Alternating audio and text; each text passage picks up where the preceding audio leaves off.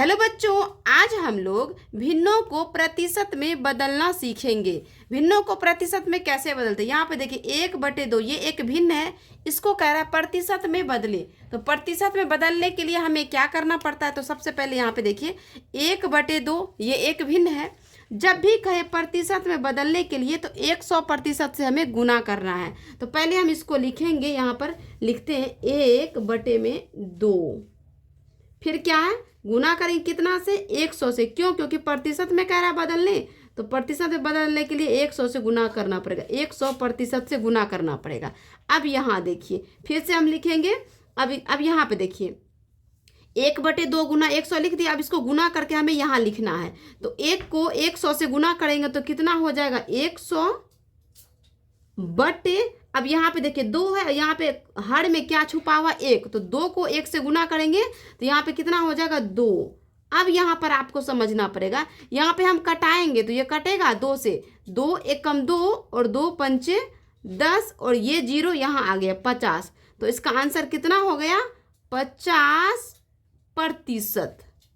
1/2 को प्रतिशत में बदले तो कितना निकल गया आंसर, 50%। अब दूसरा सवाल है 5/4। 5/4 को प्रतिशत में बदलेंगे तो सबसे पहले हम क्या करेंगे, यहाँ पर लिखेंगे 5 और बटे में लिखेंगे 4। गुना किससे करेंगे, 100% से। गुना 100% से करेंगे।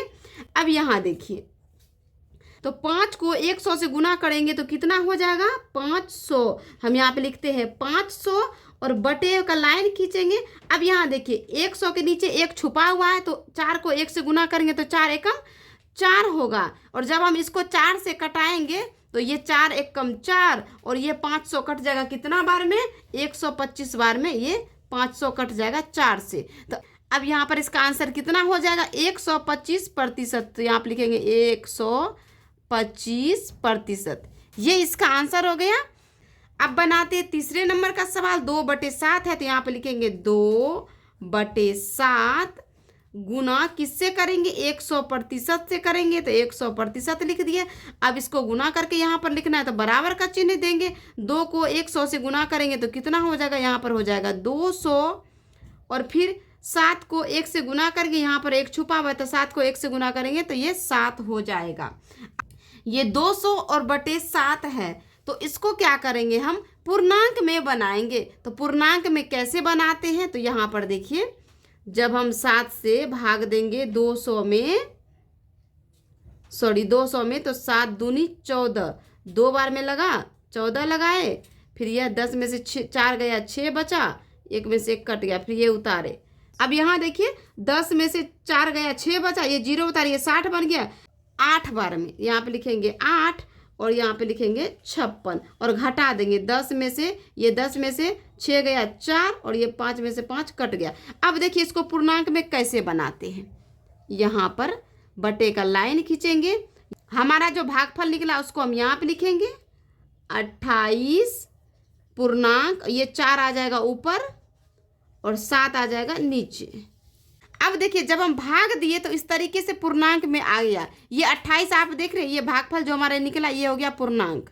28 पूर्णांक 4/7। तो यहाँ देखिए 4 और बटे में ये 7 को हर में लिखे।